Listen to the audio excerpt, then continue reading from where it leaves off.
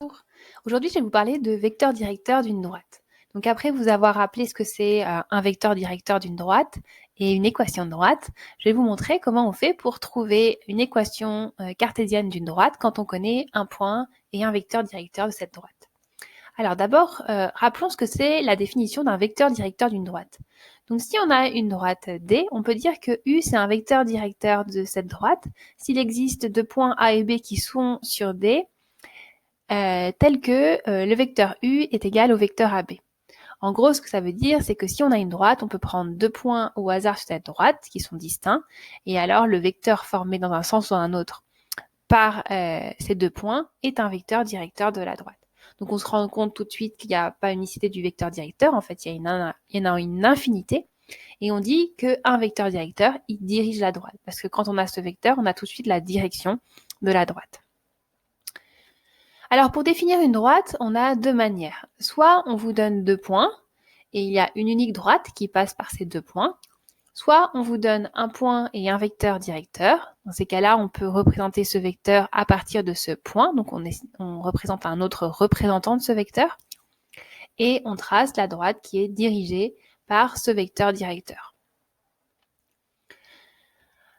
Alors, maintenant, je fais un petit rappel sur les équations de droite. Donc, on a vu que toute droite du plan admet une équation de la forme ax plus by plus c égale 0. On a dit que cette forme d'écriture de cette équation, ça s'appelait une équation cartésienne de droite, et que a, b et c désignent des réels où a et b sont non simultanément nuls. Et donc, trouver une équation d'une droite, c'est trouver les valeurs de a, de b et de c pour que l'équation ax plus by plus c égale 0 soit une équation de notre droite. Donc, dans cette vidéo, la question que je vais me poser, c'est quand on me donne une droite définie par un point et un de ses vecteurs directeurs, comment je fais pour trouver une de ces équations, et notamment son équation cartésienne, une de ces équations cartésiennes puisqu'elle n'est pas unique. Alors, je vais prendre un exemple. J'aimerais déterminer une équation cartésienne de la droite passant par le point A de coordonnées -1 et de vecteurs directeurs 3, 2. Alors, pour cela, je vais avoir besoin d'une propriété. Cette propriété est très utile. Elle découle complètement de la démonstration de l'équation de la droite. Donc, vous pouvez la voir dans une autre vidéo. Donc cette propriété, elle nous dit que si on a une droite qui admet pour équation cartésienne ax plus by plus c égale 0, elle a pour vecteur directeur -ba. Et réciproquement, si on a un vecteur directeur qui est -ba, alors l'équation de la droite s'écrit forcément. Alors, le forcément, il est peut-être à remettre en question puisque c'est une équation, hein, il y a plein de manières de l'écrire et j'ai expliqué ça dans une autre vidéo, mais elle s'écrit ax plus by plus c égale 0. En tout cas, cette écriture-là fonctionne. Donc ici, on a une équivalence, on va dans les deux sens.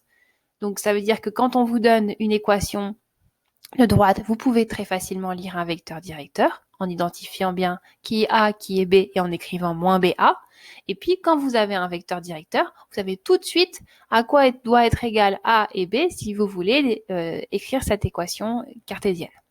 Donc, c'est ce qu'on va faire ici dans notre exemple. Donc, on voulait trouver l'équation cartésienne de cette droite-là. Donc, en utilisant la propriété, on a vu qu'il fallait que le vecteur directeur s'écrivait -BA. Donc ici, on va identifier qui est notre B et qui est notre A. Donc, si -B, c'est 3, alors ça veut dire que B, c'est 3, -3. Et si A, c'est 2, donc A égale 2. Donc, en identifiant notre A et B, on va pouvoir les remplacer dans l'équation. Donc, on vient de dire que A, c'était 2 et B, c'était -3.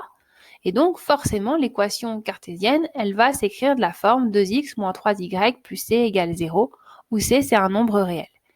Alors, c, c'est pas n'importe quoi, c'est un nombre réel qu'il va falloir déterminer, on peut pas le laisser. Autant x et des y, c'est des variables qui constituent votre équation, donc eux, ils vont toujours rester, on va pas les remplacer par des valeurs, puisque c'est ça qui donne la relation entre tous les points de la droite. Donc, c'est pas une équation qu'on va résoudre, c'est une relation entre le x et y qui est donnée et qui donne une courbe, qui donne une droite. Donc ici, x et y, ils vont rester des variables. Par contre, c, c'est un réel qu'il faut déterminer pour pouvoir cibler notre équation de droite. Donc ici, en fait, l'équation 2x moins 3y plus c égale 0, c'est une équation qui correspond, tant que c n'est pas fixé, à toutes les droites qui admettent comme vecteur directeur 3, 2. Maintenant, nous, on aimerait la seule et l'unique qui passe par le point moins 1, 1.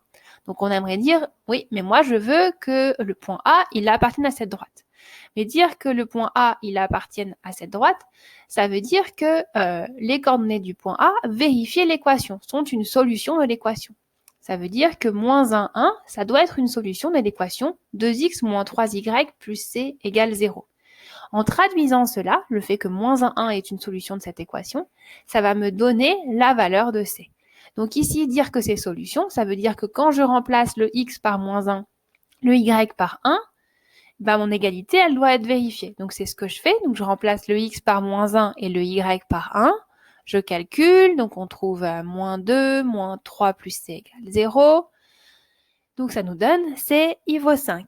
Donc maintenant que j'ai trouvé la valeur de c, je vais pouvoir la réinjecter dans mon équation. Et donc une équation cartésienne de la droite que je cherchais, c'est 2x moins 3y plus 5 égale 0. Et le x et le y, ils restent comme ça, comme des variables, puisqu'on cherche une équation de droite, et une équation, c'est avec des variables. On ne va pas les remplacer par des nombres. Il n'y avait que le a, le b et le c qu'on cherchait. Le x et le y, ils restent quelconques. Voilà. Donc voilà comment on fait quand on veut déterminer une équation cartésienne d'une droite, quand on connaît un point et un vecteur directeur. Donc on voit c'est un petit peu complexe. D'abord, on trouve A et B grâce à l'aide du vecteur directeur. Et puis ensuite, on détermine C en disant « je veux que le point y vérifie l'équation ». Je vous remercie. Au revoir.